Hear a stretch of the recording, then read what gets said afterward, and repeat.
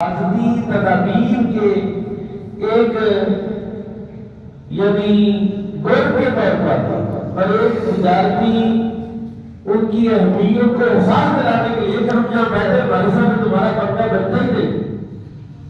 چنانچہ قرآن کریم نے اِذْ یعدکم اللہ احدی الطائفتین، جب رسول پاک نکلے نا چند لوگ تھے، لڑائی کا تو پروگرام ہی نہیں تھا، جنگ کا ارادہ ہی نہیں تھا، تو کوئی تیاری کر لیتے، کوئی اسباب جمع کر لیتے، صرف اس قافلے کو روکنا تھا. تو جب نکلے ادھر ابو سفیان کو خبر ہو گئی کہ یہ ہمارے قافلے کو روکنا چاہتے، اس نے رستہ ہی بدل دیا اور زمزم غفاری نامی ایک شخص کو جو قافلے میں شریک تھا اس کو بھیجا کہ جاؤ دوڑ کے مدینے مکے جاؤ، ان کو جا کے بتلاؤ کہ تمہارا قافلہ لوٹ لیا مسلمانوں، اور جا کے ایسا ظاہر کرنا کہ جیسے قافلہ لٹ گیا ہے. زمزم غفاری نے اپنا قمیض پھاڑا، اپنے اونٹ کی ناک کاٹ دی اور وہاں کتابوں الٹا کر کے تو چیخنے لگا، رونے لگا، آوازیں دینے لگا. وہاں اسی دوران رسول اللہ کی پھپھی نے حضرت صفیہ نے جو مدینہ میں رہتی مکہ میں رہتی تھی چند دن پہلے خواب دیکھا کہ ایک شخص آیا اور وہ کعبے کی چھت پر چڑھ کر آوازیں دے رہا ہے، مکے والوں اپنی قتل گاہوں کی طرف دوڑو، مکے والوں بھاگو، اپنی سزا کے لیے اپنی اس شرارتوں کا جو نتیجہ اس کے لیے دوڑو. چنانچہ جب انہوں نے دیکھا یہ کبھی انہوں نے اپنے بھائی کو بتایا، انہوں نے کہا یہ راز کی بات ہے، اس کو چھپا کے رکھو، یہ کسی کو بتانے والی نہیں. پھر بھی بات سے بات نکلتے یہ کافروں کے اس قلعہ میں پنچایت میں جو ڈیرا تھا ان پر پہنچی. انہوں نے طنز کرنے کے لیے کہ پہلے تو قریش کی بنی عبد المطلب کی نبیوں نے جو غیب کا دعویٰ کیا تھا اب عورتوں نے بھی نبوت کا دعویٰ شروع کر دیا ہے، اور یہ بات مسلمہ تھی کافروں پہ کہ جو نبوت کا دعویٰ کرتا ہے اس کے لیے غیب لازم ہے. جب یہ بات ہوئی تو بات جھگڑے تک پہنچی، لیکن اس کو دبا دیا گیا کہ اس کو باہر نہ نکالیں. 3 دن کے بعد ہی اسی طرح زمزم غفاری آ گیا کہ آؤ بھاگو اپنے قافلے کے لیے اور اپنے اس حفاظت کے لیے، اس تجارت قافلے کے لیے. قرآن کہتا ہے اِذْ یعدکم اللہ احدی الطائفتین، جب اللہ نے تمہارے ساتھ وعدہ کیا 2 گروہوں میں سے ایک گروہ کا انہا لکم کہ وہ تمہیں دے دیا جائے. 2 گروہ کون سے تھے؟ ایک تو ابو سفیان والا تجارتی قافلہ، دوسرا وہ جو مکے کے لوگوں نے پورے مکے کے سارے جتھے اکٹھے کر کے جنگ کی تیاری کر کے جو نکلنے کا ارادہ کیا تھا وہ سارے کے سارے نکلے، سارے کے سارے آئے اور آگے جناب 250 کی تعداد میں نکلے، سینکڑوں کی تعداد میں اونٹ ہیں، گھوڑے ہیں، اسلحہ ہے. اب جب نبی پاک صلی اللہ علیہ وسلم مدینے سے باہر نکلے پتہ چلا کہ قافلہ سے نکل گیا، اس نے رستہ ہی بدل دیا. وہ تو اوپر سے چکر لگا کے چلا گیا، ہماری دسترس سے نکل گیا. رسول پاک نے مشورہ کیا کیا کرنا چاہیے. اب مشورے میں جو سب سے بڑی چیز آڑے آ رہی تھی جو مجھے اور آپ کو سبق کے لیے یاد کرنا ضروری ہے کہ جب نبی پاک صلی اللہ علیہ وسلم مدینہ پاک آئے نا تو جس وجہ سے مدینہ ہے وہ بیت عقبہ بولا، وہ بیت عقبہ ثانیہ ہے. 12-14 افراد پہلی مرتبہ مکہ گئے، اسلام کو قبول کیا. 70 کے قریب دوسری مرتبہ لوگ گئے جو مکہ پاک مدینہ شریف سے اسلام کو قبول کیا اور ساتھ دعوت بھی دی کہ حضور مکے والے آپ کو تنگ کرتے، آپ مدینے آ جائیں، مدینے آ جائیں، ہم آپ کی حفاظت کریں گے. اگر کوئی آپ پر حملہ کرے گا تو ہم مدینے اسی طرح آپ کی حفاظت کریں گے جس طرح آپ نے اہل و عیال کی حفاظت کرتے ہیں. یہ معاہدہ تھا جس کو بیت عقبہ ثانیہ کہتے ہیں. اب رسول پاک تو نکلے تھے، چند مہاجر تھے اور چند انصار تھے. مشورہ کیا حضرت مقداد نے تقریر کی، حالانکہ وہ بھی مہاجر ہی تھے. انہوں نے کہا حضور آپ ہم سے کس بات کی گارنٹی ہے، کس بات کا مشورہ لینا چاہتے ہیں؟ ہم موسیٰ کی قوم کی طرح نہیں کہیں گے فاضا بنتا ورکوں کا فقاتل ان آہونا قائدو، موسیٰ تو جا تیرا رب جا لڑے، ہم ادھر بیٹھے آپ کے ساتھ لڑیں گے، آپ کے ساتھ اگلی آپ سے آگے ہوتے لڑیں گے، اپنی جانیں قربان کریں گے. حضور صلی اللہ علیہ وسلم اسی طرح توقف میں رہے، گویا کہ حضور کسی بات کا انتظار کر رہے ہیں. حضرت سعد بن عبادہ کھڑے ہوئے جو قبیلہ اوس کے فرد تھے، انصار میں سے تھے. انہوں نے کہا حضور شاید آپ کا اشارہ ہماری طرف ہے، انصار کی طرف ہے کہ ہم نے وعدہ آپ سے مدینہ کے اندر کا کیا تھا. نہیں، لیکن یا رسول اللہ ہم نے تو آپ پر ایمان لیا ہے، آمنا وصدقنا، ہم نے آپ پر ایمان لائے ہیں، آپ کی تصدیق کی ہے. اب آپ اگر ہمیں حکم فرمائیں کہ ہم اپنے گھوڑوں کو سمندر میں ڈال دیں بغیر کشتیوں کے، تو ہم سمندر میں چھلانگ لگانے کے لیے تیار ہیں.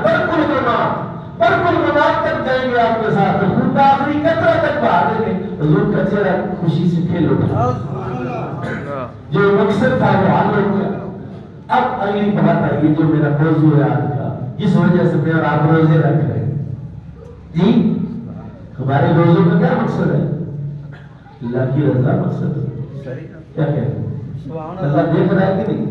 پانی نہیں پیتے، کھانا نہیں کھاتے، چھپ چھپا کے دال ہی لگاتے، باقی ہر کام میں دال لگاتے، یہاں دال نہیں لگاتے، کیونکہ اللہ کے بارے میں ہمارا عقیدہ اور نظریہ جو ہے روزے میں معرفت الہیہ کا کچھ حصہ ہمیں حاصل ہے کہ ہمارا رب ایسا ہے کہ ہمارے ظاہر کو بھی جانتا ہے، باطن کو بھی جانتا ہے.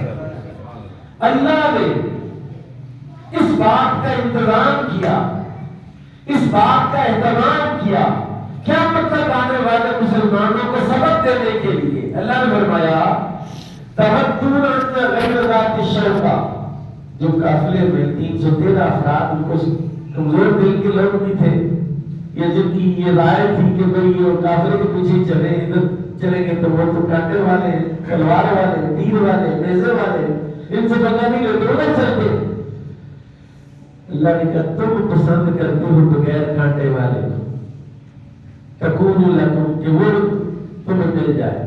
یرید اللہ یحق الحق، اللہ ارادہ کرتا ہے کہ حق کو حق کر دے، حق کو حق کر دے. کہ کافر ہے جو شمشیر پہ کرتا ہے بھروسہ، مومن ہے کہ بے تیغ بھی لڑتا ہے سپاہی.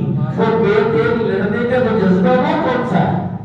وہ کون سا جذبہ ہے کہ فرشتے تیری نصرت کو کر سکتے ہیں گردوں سے قطار پر قطار، وہ فرشتے آ سکتے. فضائے بدر کیا ہے؟ یہی وہ چیز ہے جو روزے والی کیفیت ہے، نماز والی کیفیت ہے. نماز کی بھی کیفیت ہے نا کہ آپ نماز کی حالت میں بات چیت نہیں کرتے، نماز کی حالت میں آپ کھاتے پیتے نہیں، نماز کی حالت میں آپ چلتے پھرتے نہیں. کیوں؟ منع ہے، نماز ٹوٹ جائے گی، اور نماز ٹوٹ جائے گی جس کی بارگاہ میں کھڑے ہو تو دیکھ رہا. بس یہی کیفیت تھی کہ اللہ نے کہا کہ میں تو حق کو حق کر کے دکھانے کا ارادہ رکھتا ہوں اور باطل کو باطل کرنے کا ارادہ رکھتا ہوں. اور کیا کرتا ہوں؟ میں کافروں کی جڑ کاٹنا چاہتا ہوں. کافروں کی جڑ تھی مکے، اگر مکے والے سارے ذلیل ہو جاتے جو کافر ہیں، جو مشرک ہیں، تو پورا عرب جو ہے وہ مسلمانوں کا مدی ہو جاتا. اللہ نے کہا میں تو کافروں کی جڑ کاٹنا چاہتا ہوں، تم چلو تو صحیح. چنانچہ مسلمان چلے اور بدر کے میدان میں جا کے پڑاؤ کیا. وہاں جب پڑاؤ کیا تو صحابہ نے پوچھا یا رسول اللہ یہاں جب آپ نے اترنے کو حکم دیے یہ وحی کے ذریعے ہوا یا مشاورت ہے تو ہم تھوڑا سا آگے نہ چلے جائیں؟ حضور نے فرمایا جیسے تمہاری مرضی. آگے گئے، جب اگلی طرف گئے وہاں ریتلی زمین تھی، وہاں بھی کافر تھے، وہ شیطان آ گئے.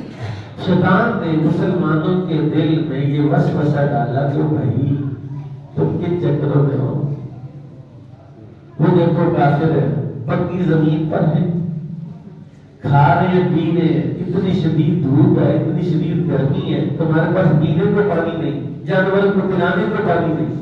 کچھ لوگوں کو احتلام ہو گیا تو غسل کرنے کے لیے، جنابت کے لیے، غسل کے لیے پانی نہیں. اس نے کہا تم اپنا حال تو دیکھو، نہ پانی ہے، نہ صحیح طرح بیٹھنے کے لیے کوئی زمین ہے، سوچو تو صحیح کہ یہ کہیں تم دھوکے میں تو نہیں پڑے ہوئے، یہ کہیں مروائی نہ دے تمہیں، یہ تمہیں پھنسایا تو نہیں جا رہا تمہیں مروا۔ شیطان نے جب اپنا یہ کام شروع کیا نا، میرے اللہ نے آسمان سے موسلادھار بارش نازل فرمائی، اور وہاں جو قرآن کہہ رہا ہے، قرآن کی ترتیب بھی بڑی مزیدار ہے۔ قرآن کہتا ہے اِذْ یُغَشِّیکُمُ النُّعَاسُ، امانت، ایک تو یہ ہے کہ ڈر ہے، خوف ہے کرنے کا کہ سامنے 1000 کے قریب لوگ ہیں، تلواریں، تیر، نیزے، ہر چیز زرے ان کے پاس ہیں، ادھر کچھ بھی نہیں ہے، چند تلواریں ہیں، 2-3 گھوڑے، سواریاں بھی نہیں ہیں، کیسے لڑیں گے، کیسے کیا ہوگا؟ اللہ نے موسلادھار بارش سے پہلے ان ایمان والوں پر اِذْ یُغَشِّیکُمُ النُّعَاسَ أَمَنَةً مِنْهُ، گہری نیند میں ان کو ڈالا، کرنٹے مار کے سو رہے مسلمان، ادھر کافر کی تیاریاں کر رہے ہیں، صفے بنا رہے، یہ لوگ سو رہے۔ اللہ کہتا ہے یہ نیند ہم نے نازل کی ہے، سبحان اللہ، یہ نیند کس نے نازل کی ہے؟ ہم نے نازل کیا۔ نیند کے فوراً بعد آپ مجھے بتائیے، سمجھدار بندے ہیں آپ کہ جتنا مرضی بندہ گہری نیند سویا، ہلکی سی بارش آئے تو نیند غائب ہو جاتی، دوڑے لگ جاتی ہے، چھت کو سر کے نیچے ہو ایسے اتنے دوڑے بھاگو۔ اللہ کہتا ہے اس دوران یُنَزِّلُ عَلَیکُم مِنَ السَّمَاءِ مَاءً، ہم نے آسمان سے موسلادھار بارش بھی نازل فرمائی، کیوں؟ لِیُطَہِّرَکُم بِهِ، تاکہ تم کو پاک کر دے۔ ایک تو پاک کرنے کا مطلب کیا کہ جو جنابت والے ہیں وہ غسل کر لیں، دوسرا لِیُطَہِّرَکُم بِهِ کا مطلب یہ ہے کہ ہم اہل سنت و جماعت کا یہ عقیدہ ہرگز نہیں کہ 5 تک پاک نہیں، جو 313 سے آتا ہے بدر میں، اللہ کا قرآن کہہ رہا ہے کہ اللہ نے ان کو پاک کر دیا۔ کیا کر دیا؟ پاک کر دیا۔ اور اس کے بعد بھی جب تک یہ بدری صحابہ زندہ رہے، اگر کسی بدری صحابی سے کوئی بڑی سی لغزش واقع ہو گئی تو جب یہ کائنات امام الانبیاء اس کو معاف کر دیا اور ساتھ میں بتایا کہ جانتے نہیں یہ بدری ہے، یہ غزوہ بدر میں شریک تھا، اللہ نے سب کے ساتھ جنت کا وعدہ فرمایا، سب کو پاک کر دیا۔ وَيُذْهِبْ عَنْكُمْ رِجْزَ الشَّيْطَانِ، اور ان سے شیطان کی پلیدی کو نکال دی۔ جب شیطان کی پلیدی نکل گئی، وَلْيَرْبِطَ عَلَىٰ قُلُوبِكُمْ، دلوں کو مضبوط کر دیا۔ وَيُثَبِّتَ بِهِ الْأَقْدَامَ، جو ریت تھی وہ جم گئی پانی کے ساتھ، انہوں نے طلاق کو بنا لیا۔ جب طلاق بنا لی اب لڑائی کا موقع آیا، بھئی لڑنا ان کے ساتھ۔ اللہ نے کہا ہم نے تم پر ایک اور بھی احسان کیا، سبحان اللہ۔ وہ احسان کیا کیا کہ تمہاری نظروں میں ان کو چھوٹا کر دیا، ان کی نظروں میں تمہیں بڑا کر دیا۔ کافر حیران تھے کہ جب یہ بندے آئے تھے تو تھوڑے سے تھے، ابھی پورا میدان بھرا ہوا ہے، ادھر سے ایمان والے دیکھتے تھے، حالانکہ وہ 250 بندے ہیں، 1000 کے قریب ہے، دیکھتے ہیں چھوٹی سی کٹری سی لگتی ہے، چند لوگ بیٹھے ہوئے۔ یہ کیا مقصد تھا؟ یعنی حقیقت اور ہے، نظر کچھ اور آ رہا ہے۔ اور میرا رب جب کسی قوم کی مدد کرتا ہے ان کے ذہنوں کو تبدیل فرما دیتا ہے، اور جب کسی قوم کی سے ناراض ہوتا ہے تو ذہن بدل جاتے ہیں۔ پھر وہی ہوتا ہے کہ اگر یہ ہم پر حملہ کریں گے تو پاکستان کی اینٹ سے اینٹ بجا دیں، کہا نہیں، اگر 313 بندوں نے 1000 بندے کی اینٹ سے اینٹ بجائی اور پیچھے اسباب کیا تھے؟ ایمان۔ صرف ایک ہی چیز ہے، وَلَقَدْ نَصَرَكُمُ اللَّهُ بِبَدْرٍ وَأَنْتُمْ أَذِلَّةٌ۔ اللہ کہتا ہے اس وقت ہم نے بدر میں تمہاری مدد کی جب تم بالکل ہلکے تھے، چند لوگ تھے، اور 313 میں بھی 5 لوگ تو تھے ہی نہیں وہاں، 3 بندے تو جاسوسی پر گئے ہوئے تھے، دو بندے جو ہیں ان کے حضرت عثمان غنی تو تھے ہی مدینے میں، رسول اللہ کی بیٹی بیمار تھی، ان کی وجہ محترمہ حضور نے تو وہاں چھوڑا، اور ایک بندے کو رسول اللہ کسی اور کام سے بھیجا۔ یہ 5 لوگ نہیں تھے، یعنی 308 افراد تھے کل اس بدر کی لڑائی میں۔ تو صحابہ کہتے ہیں اچانک کیا ہوا؟ اچانک یہ معاملہ ہوا کہ اللہ قرآن میں کہتے اِذْ تَقُولُوا لِلْمُؤْمِنِينَ اِذْ تَقُولُوا لِلْمُؤْمِنِينَ، حالانکہ ایمان مشاہداتی ایمان کس کا ہے؟ رسول اللہ۔ اس امت میں مشاہدے والا ایمان کس کا ہے؟ رسول پاک صلی اللہ علیہ وسلم۔ اور حضرت ابوبکر صدیق رضی اللہ عنہ کے ساتھ جو معاملہ ہوا کہ جو عریش رسول اللہ کے لیے بنایا گیا، وہاں حضور دعا کر دیا اللہ یہ مٹھی بھر مسلمان اگر نہ رہے تو قیامت تک تیرا نام لینے والا کوئی نہیں رہے گا۔ حضور دعائیں کر رہے ہیں، التجائیں کر رہے ہیں کہ یا عالم کی حفاظت کر، ہمارے پاس اسلحہ نہیں، ہمارے پاس تلواریں نہیں، تیر نہیں، نیزے نہیں۔ اور اچانک رسول پاک صلی اللہ علیہ وسلم دعا کرتے ہوئے نا آپ کی چادر مبارک اتر کی کیمتوں سے حضرت ابوبکر صدیق رضی اللہ چادر پکڑی، حضور کی اوپر دی، ساتھ ہی ہاتھ بھی نیچے کری۔ سبحان اللہ، کیا حضور دعا سن لی اللہ تعالیٰ؟ بس کر دیں آپ، اب کیا ہو رہی ہے؟ اللہ نے فرمایا محبوب لڑائی تو بعد میں ہونی ہے، جنگ تو بعد میں، تو ایسا کرے کہ ریت کی مٹھی پکڑ اللہ اکبر، اللہ اکبر، اور اس پر پڑھ سورہ یاسین، سبحان اللہ، اس پر پڑھ یا حی یا قیوم، پڑھ کے تو ذرا چھٹا مارن کی طرف، کوئی کافر نہیں بچے گا۔ حالانکہ ریت کی مٹھی کو پھینکے تو زیادہ زیادہ 5 فٹ 10 فٹ دور تک جا سکتی ہے، 15 فٹ دور چلی جائے گی، اور وہ تو 200 فٹ دور تھے، تو جہاں سے ریت پھینکی کوئی کافر نہیں بچا، جس کی آنکھوں میں نہیں پڑی، جس کے ناک میں نہیں گئی، جس کے منہ میں نہیں گئی، اور یہی نہیں ہوا۔ رب کائنات نے قرآن اتارا، فرمایا وما رمیتا اذ رمیتا ولکن اللہ رما، محبوب تو نے تو ریت پھینکی نہیں، وہ تو اللہ نے پھینکی۔ یعنی یہ پیغام دیا رسول اللہ صلی اللہ علیہ وسلم کو کہ اب لڑائی تمہارا مسئلہ نہیں ہے، اب جنگ تمہارا مسئلہ جو تم نے ہم سے مدد مانگی ہے، اور جو اللہ پر فرمائی یتوکل علی اللہ فہو حسبہ، جو اللہ پر اعتماد کرتا ہے، جو اللہ پر توکل کرتا ہے، جو اللہ سے مدد مانگتا ہے، تو یہ ہو نہیں سکتا کہ اللہ کی مدد آئے۔ اب کیا ہوا؟ صحابہ کہتے ہیں لڑائی شروع ہو گئی، جنگ شروع ہوئی، تو ہم کسی کافر پر حملہ کرنے لگتے تلوار سے، اس کی گردن پہلے کاٹ کے گر جاتا، ایسے تلوار مارے پہلے اس کا بازو کٹ کے نیچے گرا ہوا۔ دو قسم کی آراء ہے ہمارے مفسرین کی، بات کہتے ہیں کہ فرشتے جو ہیں وہ صرف آئے تھے تسلی کے لیے، وما جعلہ الا بشریٰ لکم، ان کو تو اللہ صرف تمہاری بشارت کے لیے بھیجا تھا، تمہارے ثابت قدمی کے لیے بھیجا تھا، تمہارے اطمینان کے لیے بھیجا تھا۔ وما جعلہ الا بشریٰ لکم ولتطمئن قلوبکم بہ، تمہارے دل کو مطمئن کرنے کے لیے ٹینشن نہیں لینی، ہم تمہارے ساتھ ہیں۔ اللہ کہتا ہے جب تمہارے نبی نے تمہیں کہا اس تقول للمؤمنین، محبوب جب تم مومنوں سے کہہ رہا الن یکفیکم، کیا تمہارے لیے کافی نہیں ہے کیا ان یمدکم ربکم بثلاثۃ آلاف من الملائکۃ منزلین، یہ جو 3000 فرشتے اتر رہے ہیں، سبحان اللہ، یہ تمہارے لیے کافی نہیں ہے؟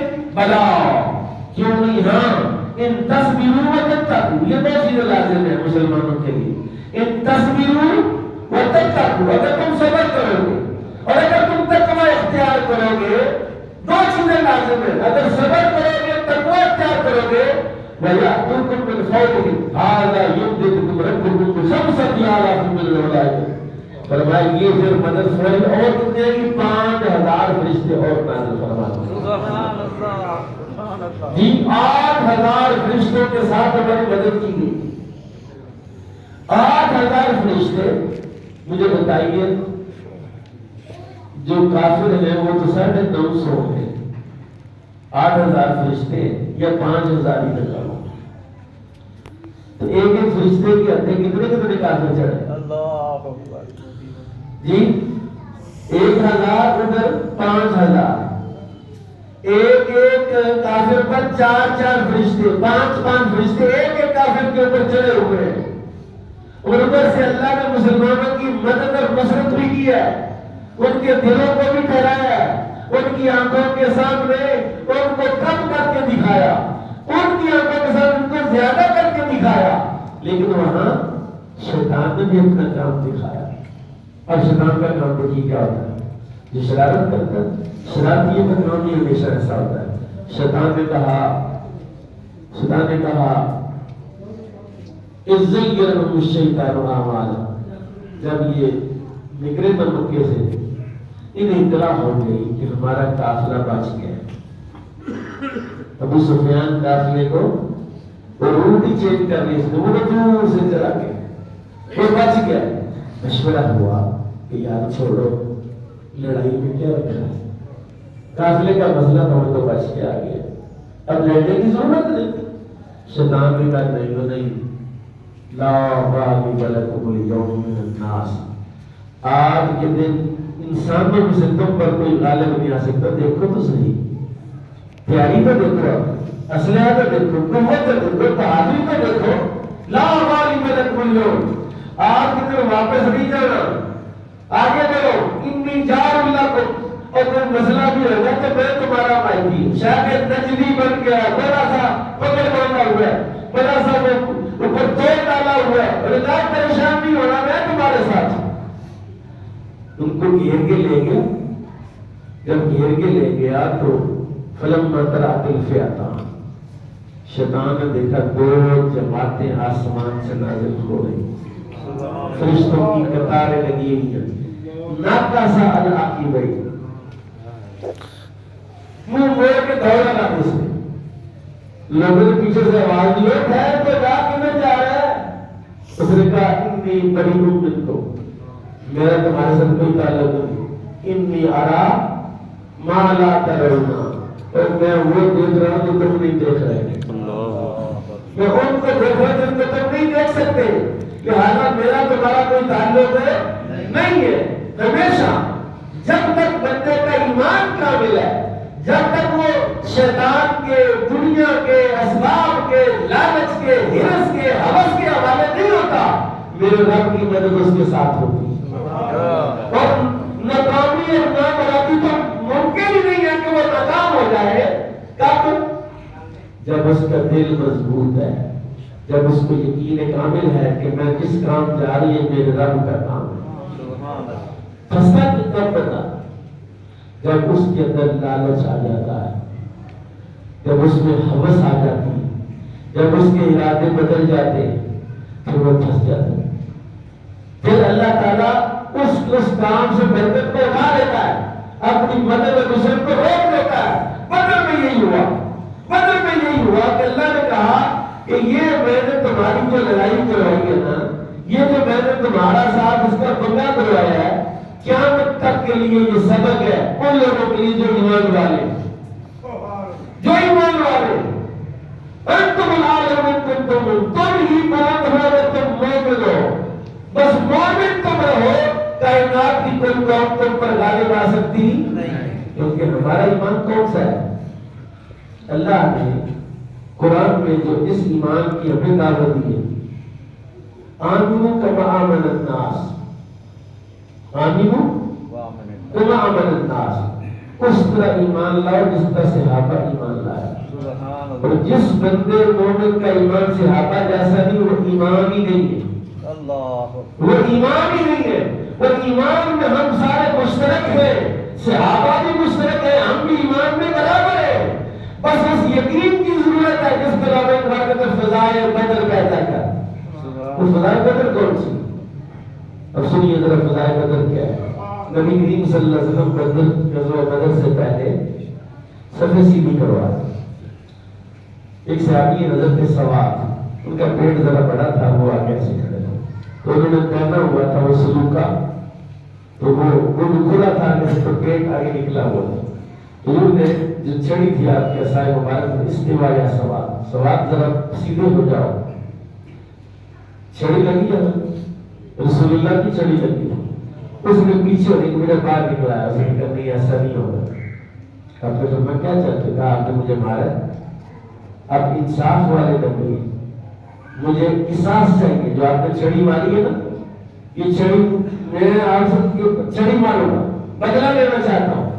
حضور نے اس کو چھڑی پکڑائی اور میں معلوم نہیں، جب میرے چھڑی لگی تھی تو میرا پیٹ ننگا تھا، تو آپ کے پیٹ پر تو کپڑا ہے، میرے آقا نے چادر ہٹائی نا، اس نے چھڑی پہن کے تو سیدھا جا کے حضور کے پیٹ کو چمٹ گیا، حضور کے پیٹ کو چمٹ کے جب چومنے لگا، آپ نے فرمایا تو قصاص نہیں لینا چاہتا؟ کہا نہیں حضور، قصاص کیا کرنا ہے، میرا یقین ہے اس جنگ میں میں شہید ہو جاؤں گا، میری خواہش تھی کہ میرا جسم حضور کے جسم کے ساتھ مل جائے، کیونکہ جو جسم سرکار کے جسم سے مل جائے گا جہنم کی آگ اس کو جلائے گی۔ ایسا روح پرور ایک منظر تھا، ایسی ایک کیفیت تھی۔ ایک صحابی رسول اللہ کے وہ کھجوریں کھا رہے تھے، ہاتھ میں ایک کھجور منہ میں، دوسری کھانے لگی۔ حضور جنت مر کے کہاں جانا، شہید ہو؟ فرمایا جنت میں، جنت میں اسی وقت وہ کھجوریں پھینک دی اور پھر باقی کھجوریں جنت میں جا کے باقی کھجوریں جنت میں۔ اور تب یہ کائنات امام یہ غزوہ بدر ہمارے لیے سبق کیا ہے؟ واقعات تو بے شمار ہے، معجزات تو بے شمار ہے، اور ایسے ایسے ہوش نما واقعات کہ نبی کریم صلی اللہ علیہ وسلم نے جو غزوہ بدر میں 70 کافر بنے، 70 کو گرفتار کیا، 3 دن جنگ جیتنے کے بعد اسی میدان میں پڑاؤ کیا، اسی میدان میں ٹھہرے 3 دن نہیں گئے، 14 صحابہ شہید ہوئے تھے، ان کی تدفین کی، ان کی نماز جنازہ ہی ان کو وہاں دفن کیا گیا جی۔ اور وہ بدری صحابہ ایسے عظیم صحابہ ہیں، آج بھی ان کا نام لے کر میں اپنے رب سے کوئی دعا مانگی رہی، یا اللہ یہ 14 بدری ان کے بدلے میری مشکل آسان کر دے، اللہ دعا رد نہیں فرماتا۔ پتہ نہیں کتنا پیار میرے رب کو ہے ان بدری صحابہ کے ساتھ، انہوں نے جس جرأت کا مظاہرہ کیا، ان کی وجہ سے یہ جو ہم مسلمان ہیں نا، ہم جو مسجدوں میں بیٹھے ہیں، مسجدیں بھری ہوئی ہیں ان بدریوں کی وجہ سے۔ اور رسول اللہ نے گواہی دی تھی، فرمایا یا اللہ، عرض کے مولا اگر یہ مٹھی پر نہ رہے تو قیامت تک تیرا نام لینے والا کوئی نہیں رہے گا۔ اس کا مفہوم مخالف نکالیے کیا ہے کہ اگر یہ مٹھی پر رہ گئے قیامت تک تیرا نام لینے والے رہیں گے، گویا وہ مٹھی والے بچ گئے اور ہم بھی نام لے رہے ہیں میرے رب۔ ان کی وجہ سے ہم اپنا نام لے رہے ہیں، ان کی وجہ سے نماز پڑھے، ان کی وجہ سے دیندار ہے، کیونکہ ان کی قربانی آج ہمارے کام آئی ہے۔ اللہ نے یہ توفیق ایمان دی۔ اب ذرا سنیے ایک اور آیت اسی سورہ انفال کی، بڑی مزیدار آیت ہے۔ فرمایا یا الذین استجیبوا للہ وللرسول۔ اس واقعے سے سبق کیا معلوم ہے کہ ہر مسلمان کے دل میں یہ خواہش ہو کہ مجھے شہادت کی موت نصیب ہو۔ کون سی موت چاہیے؟ کون سی موت؟ شہادت کی، شہادت کی، شہادت کی موت۔ شہادت کی موت کی تمنا رکھنا ایمان کی علامت ہے۔ اور نبی کریم صلی اللہ علیہ وسلم نے ارشاد فرمایا جس بندے کے دل میں شہادت کی تمنا نہیں وہ منافق ہے، جو ڈرتا ہے، جو خوف زدہ ہے، جو جانا نہیں چاہتا باہر میدان جنگ میں نہیں جانا، کہیں لڑائی سے ڈرتا ہے، یار جان کے نہ لاگو وہ لگے نا مر تو ویسے ہی کہنا ہے، مرنا کہ نہیں مرنا پہلے نہیں رہے تو ہم نے کہا رہا ہے، تو جنگ تو لگے۔ ہم اسلام کے لیے، دین کے لیے آگے بڑھے، جب ہم آگے بڑھیں گے جو ہم میں شہید ہوں گے اسی میں جنت میں جائیں گے۔ یہ ایمان کا سبق ہے، یہ عقیدہ ایمان ہے۔ اور پھر میں یہ اور بات اس کو نبی کائنات امام الانبیاء صلی اللہ علیہ وسلم کی پوری سیرت، مسلمانوں کی پوری تاریخ کو اگر آپ پڑھیں، جب تک جہاد پر مسلمان لگے رہے خوشحال رہے، انہوں نے تجارتیں اور کاروباروں کی طرف توجہ نہیں دی، الہی کلمت اللہ کے لیے کیسر و کسرا کے جو محلات میں سونے اور چاندی کے انبار تھے وہ مسجد نبوی کے سین میں ڈھیر تھے. جب تک رسول اللہ کے الجہاد ماضٍ الی یوم القیامہ، جہاد تو قیامت تک جاری و ساری رہے. اب ایسی جماعتیں ایسے لوگ نہیں لڑنا نہیں چاہیے، کوئی بات نہیں، ہم ڈائلاگ بات چیت کے ذریعے مسئلہ حل کریں. مذاکرات، اور کس بات کے مذاکرات؟ جہاں پر جہاد کی ضرورت ہے وہاں جہاد ہی ہوگا.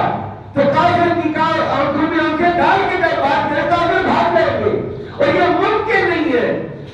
کیا ہوا ہے؟ دل خون کے آنسو نہیں رہا.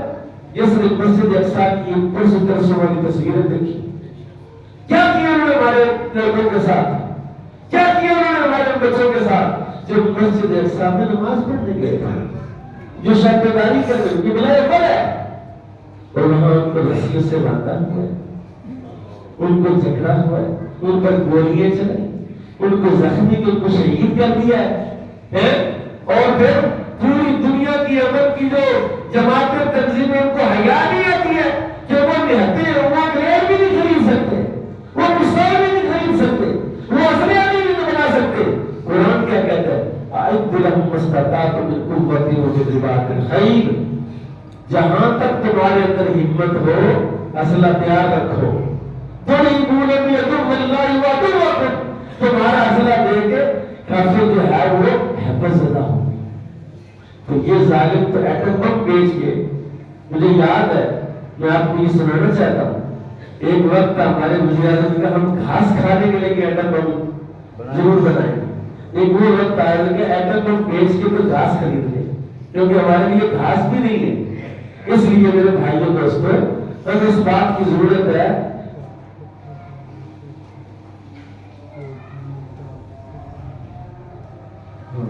اعتکاف کے بارے میں بچہ کہہ رہا ہے.